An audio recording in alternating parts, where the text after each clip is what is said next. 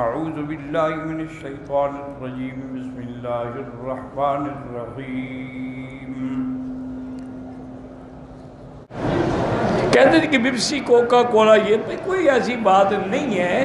یہ اصل میں مشکل یہ ہے کہ کچھ تو متقی ہوتے ہیں، پرہیزگار، ایک ہے تقوی، اس کا مطلب ہے یعنی عزیمت پہ عمل کرنا۔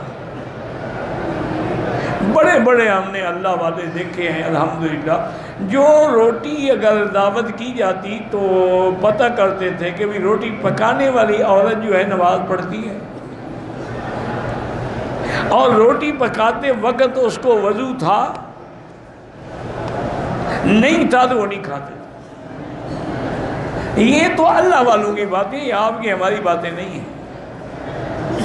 ہمیں تو جو ملے سب کھا جاؤ، ہر چیز آئے فنا در فنا۔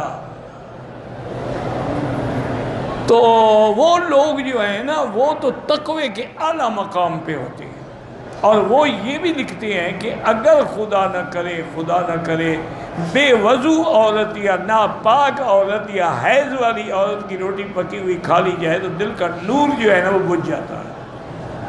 ان کو پتہ لگتا ہے، ہمیں تو نہ نور کا پتہ لگتا ہے نہ بجھنے کا پتہ لگتا ہے۔ یہ تو ہے مقام عزیمت۔ ایک ہے مقام رخصت، کہ آدمی رخصت پہ عمل کرے پھر وہ کھا سکتا ہے، پھر بلا وجہ ایک ایک چیز کی تحقیق میں نہ پڑے۔ اس کی وجہ یہ ہے کہ علماء نے لکھا ہے کہ پہلی چیز تو یہ ہے کہ یہ جو عام رواج ہے نا کہ الکحل ڈالا جاتا ہے، تو الکحل بھی اگر کھجور اور انگور سے نکلا ہوا ہو تو حرام ہے، اور اگر کسی چیز سے ہو تو کوئی حرام نہیں۔ اسی لیے جو پرفیوم میں الکحل ہوتا ہے، کیا وہ کھجور والا ہے، کیا وہ انگور؟ اتنی بحث پڑھنے کی ضرورت کیا ہے؟ اس لیے علماء نے فرمایا پرفیوم لگاؤ جائز ہے، پیپسی ہے، کوکا کولا، اتنی باریکی میں نہ جاؤ کہ پھر زندگی گزارنا بھی مشکل ہو جائے۔ تقویٰ تو حضرت اب کہاں رہا؟ ایک دفعہ بغداد میں جس محلے میں امام صاحب رہتے تھے نا، امام ابو حنیفہ رحمۃ اللہ علیہ، بکری کسی کی چوری ہو گئی، تو آپ نے اپنے ملازموں کو حکم دیا کہ 6 مہینے تک بازار سے گوشت نہیں لانا ہے، پتہ نہیں وہ چوری والی بکری کا ہو۔ اب یہ باتیں ہم تو نہیں کر سکتے، یہ تو ان کا مقام ہے جن کو اللہ نے ان اکرمکم عند اللہ اتقاکم، جو متقی۔ حضرت لاہوری رحمۃ اللہ علیہ کو بھی جب کوئی جلسے کی دعوت دیتا تھا نا تو فرماتے کہ ہاں بھائی انشاءاللہ میں کوشش کروں گا پہنچنے کی۔ تو کسی شاگرد نے، حجت والے نے کہا کہ حضرت آپ انشاءاللہ جو کہہ دیتے ہیں، اللہ کا حکم تو ہے لیکن انشاءاللہ سے وعدہ تو نہیں ہوتا۔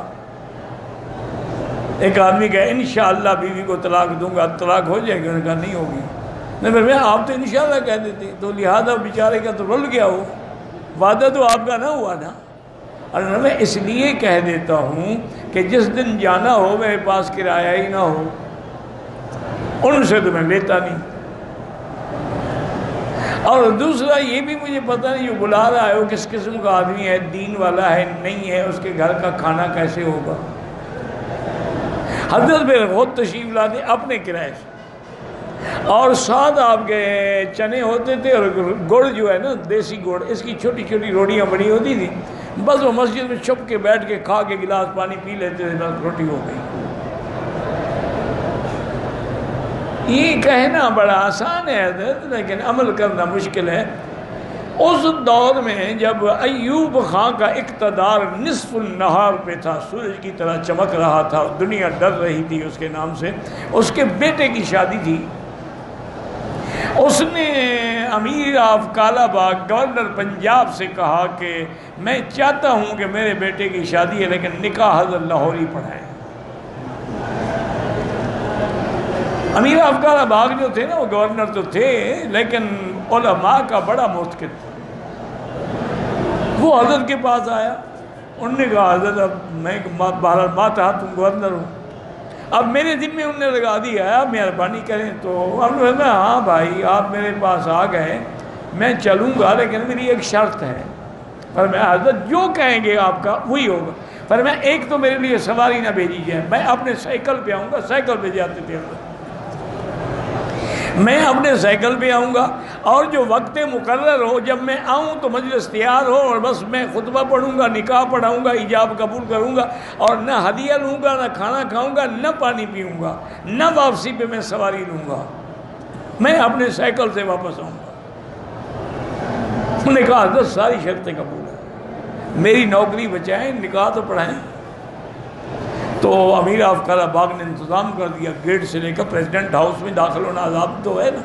تو انہوں نے کہا بھائی ایک حضرت آئیں گے, سائیکل پہ بالکل نہیں روکنا.